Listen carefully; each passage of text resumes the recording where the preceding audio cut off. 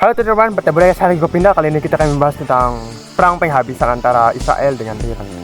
Israel menyatakan dengan pasti bahwa ini adalah perang penghabisan. Dengan kata lain, Israel akan menyerang habis-habisan Iran. Kita tidak tahu seberapa besar dampaknya yang akan terjadi. Tapi kalau Israel mengatakan kayak gitu, berarti ini perangnya akan jauh lebih besar daripada yang kalian bayangkan ya. Ini jauh lebih besar. Israel juga menyatakan ya, Perdana Menteri Benjamin Netanyahu dia akan menghancurkan tempat produksi senjata Iran. Dengan begini kita sudah pasti dan yakin bahwa memang ini merupakan serangan terbesar yang akan dilakukan Israel. Apakah Iran mampu menghalau ini? Jawabannya kita lihat saja nanti di pertempuran. Tetapi ini bakalan berdampak pada perekonomian dunia. Tambah lagi ketegangan antara NATO dengan blok-blok Asia itu seperti Cina, ya kan, banyak sekali lah. Itu juga meningkat.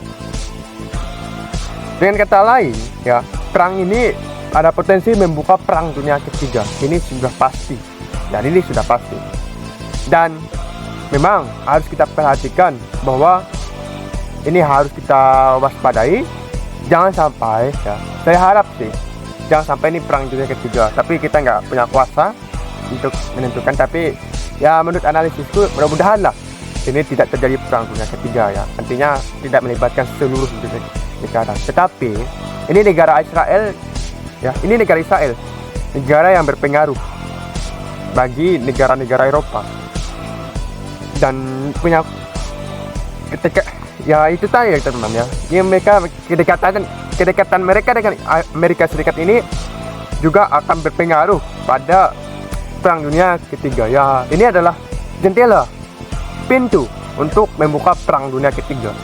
Tapi saya harap ini tidak terjadi karena dampaknya itu akan jauh lebih besar ya. Bukan hanya krisis ekonomi, ini krisis pangan itu akan terjadi sebentar lagi. Krisis energi akan terjadi.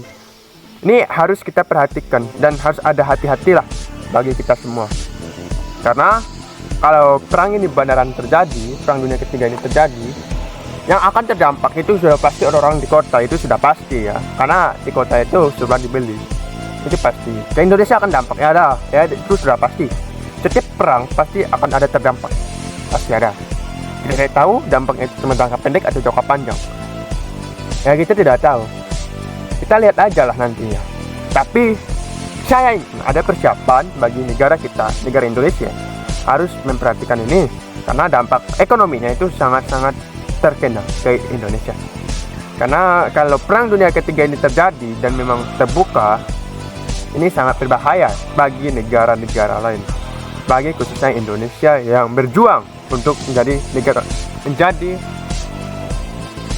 negara emas 45 ya kan, generasi emas 45 ya, tahun 45. Itu narasi yang dibangun oleh Presiden Jokowi ya. Gue udah tahu bagaimana ya cara Presiden Jokowi untuk mencapainya itu, yang telah dia untuk Pak Prabowo untuk meneruskan narasi-narasi dia. Ya kalau untuk menyampaikan Indonesia Emas 45 itu bukan hal yang mudah. Apalagi sekarang tekanannya geopolitik itu sudah sangat-sangat tinggi, tegang. Dan itu bukan hal yang mudah untuk dicapai untuk tahun sekarang ya, presiden sekarang. Tapi saya harap ada solusi lah untuk pemerintahan sekarang. Terima kasih.